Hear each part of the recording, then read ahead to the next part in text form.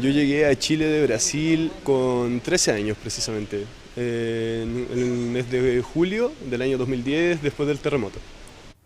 Si hay algo que diferencia a Jorge Parra de la mayoría de los estudiantes de periodismo de la Universidad Diego Portales, es su infancia en Brasil.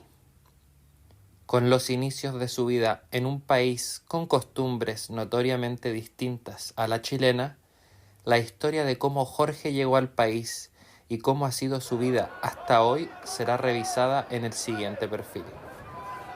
Fue una decisión familiar porque mi madre falleció en el 2007 y mi papá se quedó solo con dos niños en Brasil. Entonces, él tenía la experiencia de haber vivido toda su vida en Chile y sabía perfectamente cómo era la escuela, la universidad, la facilidad que tenía eso también de poder entrar, porque en Brasil es mucha gente compitiendo por cupos muy limitados. El béisbol, sin duda, es algo que apasiona a Jorge, pero es solo una pequeña muestra de su amor hacia los deportes. En sus años viviendo en Brasil, también practicó handball, voleibol, artes marciales y fue arquero en la disciplina de futsal, dejando en claro que los deportes con las manos son sus favoritos. Estuve practicando béisbol de los 14 hasta los 19, 21. Sí, hasta los 21 de hecho. Fui a un nacional también como entrenador, llegué a una preselección chilena para un sub-20 que se jugaba un sudamericano en Ecuador. En varios de mis ciclos acá en Santiago también jugábamos en el Estadio Nacional, con canchas ya de nivel sudamericano, profesionales. En San Antonio era una cancha de maicillo, con las rejas botadas, muy precario en verdad.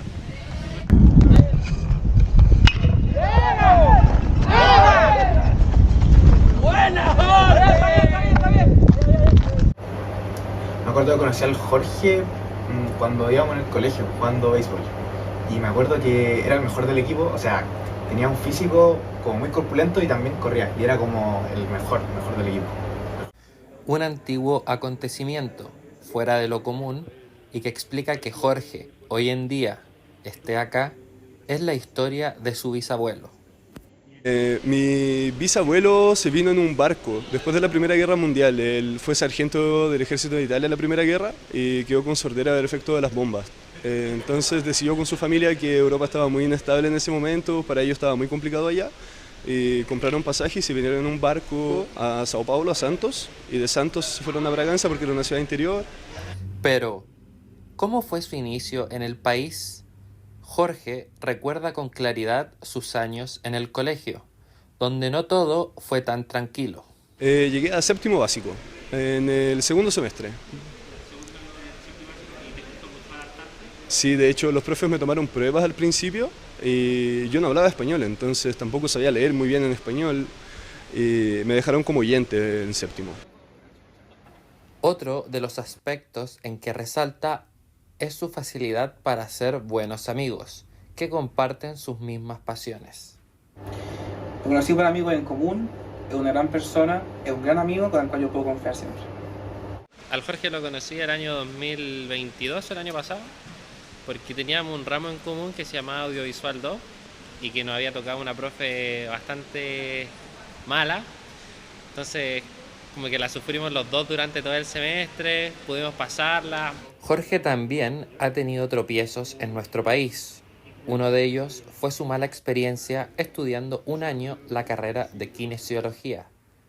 Tras dejar la carrera y dedicarse a trabajar durante un año, finalmente Jorge encontró su vocación. A mí me gustaría mucho terminar trabajando como periodista, haciendo esos típicos despachos que hacen en los entretiempos, estar como en los eventos donde ocurren los deportes, cubriendo esos momentos. Me encantaría estar presente porque siempre me ha gustado mucho el deporte y es una carrera que me permite eso.